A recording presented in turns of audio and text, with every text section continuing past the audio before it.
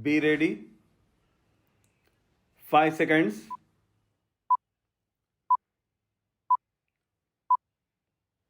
Start. Now, I would like to say that with this measure we are now adopting to my mind, it will not be possible to have this system or any other system functioning effectively. The number of clauses that we have included are so restrictive and rigid that it will not be possible for any system to function in this country. If at all it is able to function, it will be able to function with a lot of difficulties. It will be said afterwards that the industrial sector, particularly the private sector, has not been able to deliver the goods. I would like to warn the government that if anything happens in the future in which industrial production or production in the private sector has not gone up, it would be not because of any lack of efforts on the part of the private sector, but because of the measure that we are now adopting. I have mentioned several times how this particular bill is very restrictive and how it will hamper the normal growth of companies in this country. It is a pity that when we are on the threshold of the second 5-year plan, such a measure should be passed in this house. I would now like to make a few observations about the speeches of some of the honorable members here. Sri Ashok Mehta justifies the restrictions on managing agents by saying that managing agents are no longer the main source of finance. He also argues that profits have been high and will continue to remain high, and therefore he would like to see the managing agents being paid on a sliding scale. He is in the habit of referring to a number of books and making quotations from a number of them published in America or in other countries, and particularly by some of the professors. I would also like to mention to him that even when companies are floated, it requires a certain amount of confidence amongst the investing public, and it is because a particular firm is managing a particular company that this confidence is created in the investing public. Even there, as the Honorable Finance Minister has said, there is a sort of overall tight control.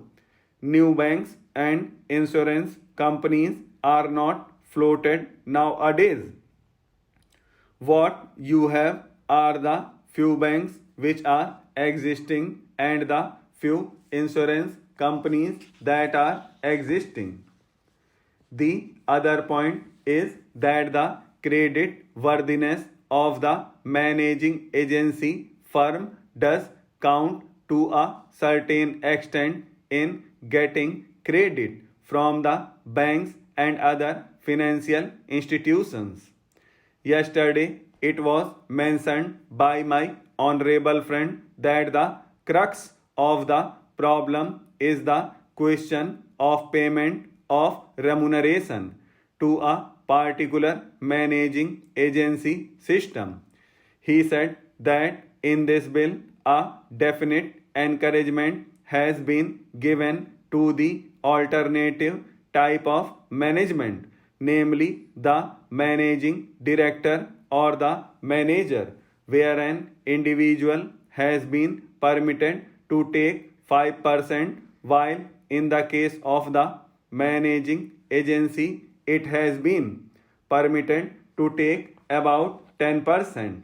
I would like to point out to him that it is not merely the question of remuneration which will decide the alternative type of management.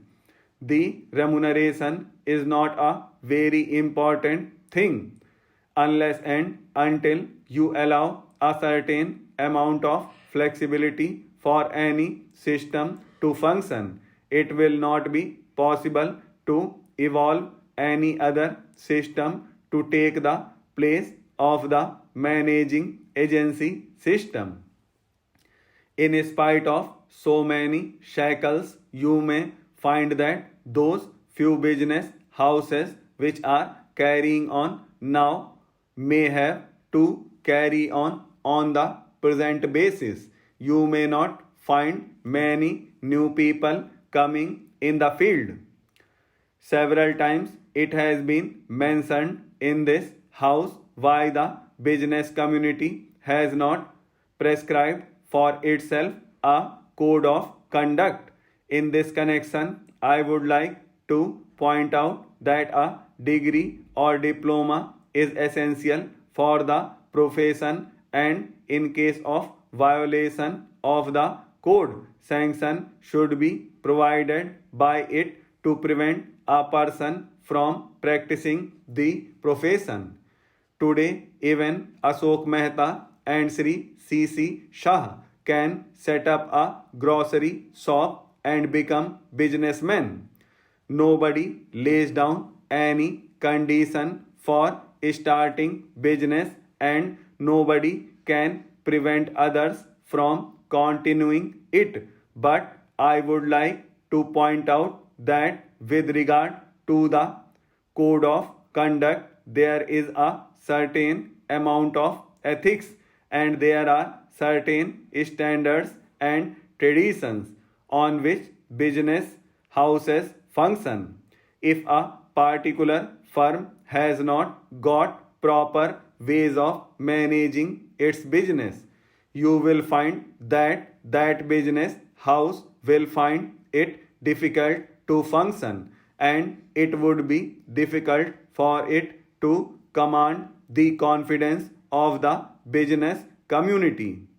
It would not be possible for it to function as effectively as firm which has proper ways of managing its business. That is sufficient as a code of conduct. It is not possible to prescribe a certain code of conduct in the manner it has been done for the profession in general.